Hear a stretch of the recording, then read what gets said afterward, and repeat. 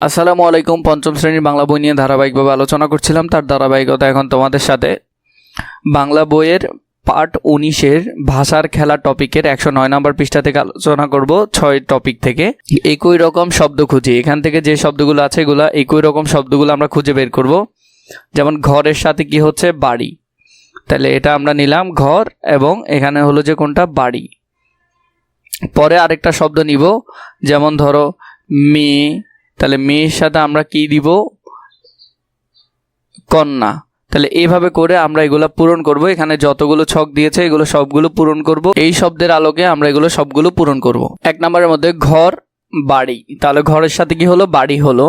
এরপর হলো প্রভাত মানে সকাল, মানে 21 অর্থ বোঝায় এরকম শব্দগুলো আমরা আলাদা করব। রজনী মানে রাত, পুস্তক মানে বই, অরুণ মানে রবি, মেয়ে মানে কন্যা, কপাল মানে ললাট, ললাট মানেও কি কপাল, সাগর মানে সমুদ্র, দিবস মানে দিন, ক্ষুদ্র মানে ছোট, মাতা মানে জননী, ছেলে পুত্র।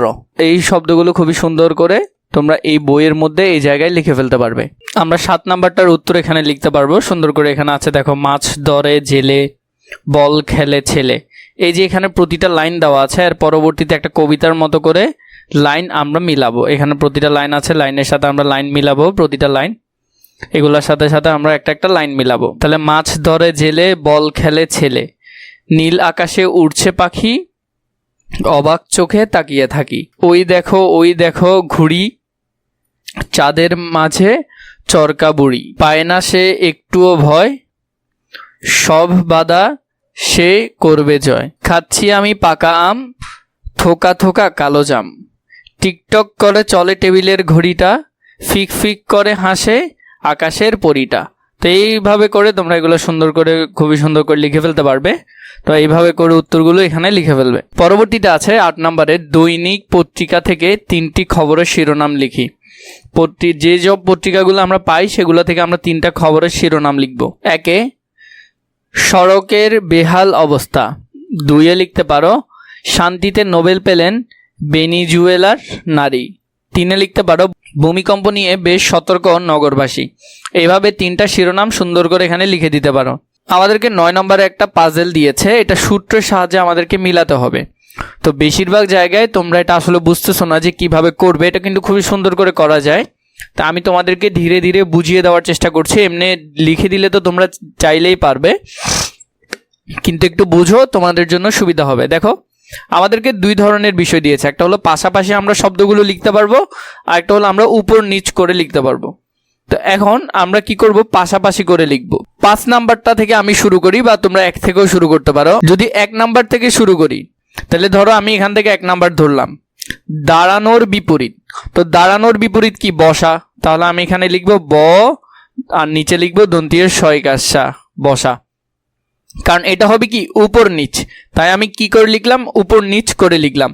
এবার দেখো 5 নাম্বারটা আছে, এখন আমি এখান থেকে যদি 5 নাম্বারটা ধরি, 1 নাম্বার ধরলাম, এবার 5 নাম্বারটা ধরতেছি। জমিতে দেওয়া হয় এমন জিনিস, তো জমিতে আমরা কি দিই, সার দিই। তো এটা হবে পাশাপাশি, তার মানে দন্তীয় শয়কাশা র, র হবে কোথায়, পাশাপাশি হবে র।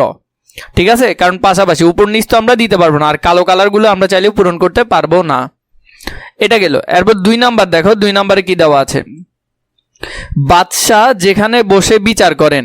তো কোথায় বসে বিচার করেন, তিনি দরবারে বসে বিচার করেন। তাহলে দর, দর, দর, বয়কার বা র, র, বয়কার বা র, দরবার। এটা আকার আছে এখানে। কেন আমরা এটা কেন লিখছি উপর নিচ করে, কারণ এটা হলো উপর নিচেরটা। এটা কোনটা, উপর নিচেরটা। তাহলে আমরা 2 নম্বরে পেলাম এটা। এরপরে আমরা এই 2টা লিখলাম, লিখার পর আমাদেরকে যেটা বললো 2-এর মধ্যে 2 তো আমরা লিখে ফেলছি। এরপরে আমাদের যেটা আছে 8 নম্বরে, একটা আমাদের পাশাপাশি হবে আর একটা উপর নিচ হবে। তো প্রথমে আমরা পাশাপাশিটা দেখতেছি। একটি দেশের নাম, একটা দেশের নাম আমরা কি দিতে পারি, আরব, সরেয়া র, আর এদিকে ব, কারণ মাঝখানে র আছে, তাই আমাদেরকে ওইভাবে মিলাই দিতে হবে, আরব। এরপরে একটা 8 আছে উপর নিচ হবে, যেটা হবে কি, উপর নিচ। নির্দেশ, তো নির্দেশ মানে কি, কোনো কিছু আদেশ করা, সরেয়া দয়কে দে তালব্যস্য আদেশ, তাহলে এটা হবে কি, আদেশ। ঠিক আছে, তাহলে এখান থেকে আমরা এটা লিখলাম। এরপরে আমরা যেটা দেখব এখানের মধ্যে, পরে আমরা আরো বাকিগুলো আস্তে আস্তে করে ফেলি। 12 নাম্বার, 12 নাম্বারের মধ্যে এখানে আছে একটা আছে দেহ। 12 নাম্বারে কি আছে? দেহ মানে শরীর। তালিবেশ যখন আছে বাকিটা কি হবে? শরীর হবে। তাহলে আমরা লিখি শরীর, রসিকের রি র, শরীর। তো আমরা এটাও মিলাই ফেললাম। তাহলে আমাদের 12রও কাজ শেষ। তাহলে আমাদের 12টারও কাজ শেষ। এরপরে আমরা যদি দেখি এখানের মধ্যে খেয়াল করে, আমাদের পাশাপাশির মধ্যে একে আছে মুখমণ্ডল। তো মুখমণ্ডলকে আমরা লিখতে পারি ব দ আছে, তার মানে এখানে হবে দন্তীয় ন, বদন মানে মুখমণ্ডল অথবা শরীরের অংশ। বদন মানে কি? শরীরের একটা অংশ। তো আমরা এই সাইডটা এভাবে করে পূরণ করতে পারবো। এরপর আমরা যাব 3-এ। 3-এর মধ্যে আমাদেরকে আছে কি করা? নিয়ে আসা। এটা হলো পাশাপাশি। নিয়ে আসাটা হলো কি? পাশাপাশি। তো নিয়ে আসাকে আমরা চাইলে পাশাপাশিতে কি লিখতে পারি? আনা, কোনো কিছু আনা, সরেয়া দন্তিয়ান নয় গান না, আনা। এরপরে আমরা আবার 3-এ আরেকটা লিখতে পারি। 3-এ আমাদের আরেকটা আছে এখানে, এমনটা খেলে ব্যথা পাওয়া যায়। কি খেলে? সাধারণত আছাড় খেলে কি পাওয়া যায়? ব্যথা পাওয়া যায়। সরেয়া 6 কাছা ডয় 0 ড, আছাড়। তাহলে আছাড় খেলে ব্যথা পাওয়া যায়। তাহলে এটা হবে কি? উপর নিচ। এটা ছিল উপর নিচ, তাই আমরা উপর নিচ লিখলাম। তাহলে আমাদের এটাও শেষ, 3 শেষ। এরপর আছে আমাদের 6 নাম্বার। 6 কি বলছে? যেখানে আমরা শুই। তাহলে আমাদের এখানে কি লিখতে পারি? এটা পাশাপাশি। তাহলে বিছানা, 6 কাছা আছে মানে তাহলে কি হবে? এটা বিছানা হবে, বিছানা, বিছানায় আমরা শুই। তাহলে আমাদের 6-এর কাজটাও শেষ। এখানের মধ্যে আমাদের 7 নাম্বার দিল শরীরের একটি অংশ। তাহলে এখানে ডয় 0 ড আছে, তাহলে এখানে হবে হয়কার হা, তাহলে এটা হবে কি? হাড়। এরপরে যদি আমরা দেখি আমাদের এগুলা প্রায় শেষ। এখন আমাদের যেটা বাকি আছে 9 নাম্বারটা। 9 নাম্বারে আমাদের কি আছে? 9 নাম্বারে এখানে আছে আকাশ। তাহলে 9 নাম্বার হবে আমাদের উপর নিচ। 9 নাম্বার কি? উপর নিচে। তাহলে 9 নাম্বার আমরা লিখতে পারি আকাশ মানে কি? গগন, গ গ দন্তীয় ন, গগন। গগন মানে কি? আকাশ। এরপরে আমরা যেটা দেখলাম আমাদের 9-এর কাজও শেষ। 10 নাম্বারটা আমরা যদি দেখি, 10 ফুলের রেণু। তাহলে আমরা লিখতে পারি পরাগ। ফুলের রেণুকে কি বলা হয়? পরাগ বলা হয়। তাহলে এখানে হবে পরাগ। তাহলে এটাকে কি বলে? পরাগ বলে। এরপরে 13-তে আমাদেরকে যেটা দিয়েছে, 13-র মধ্যে আমাদের আছে 13 প্রাণ। তাহলে প্রাণ কি হবে?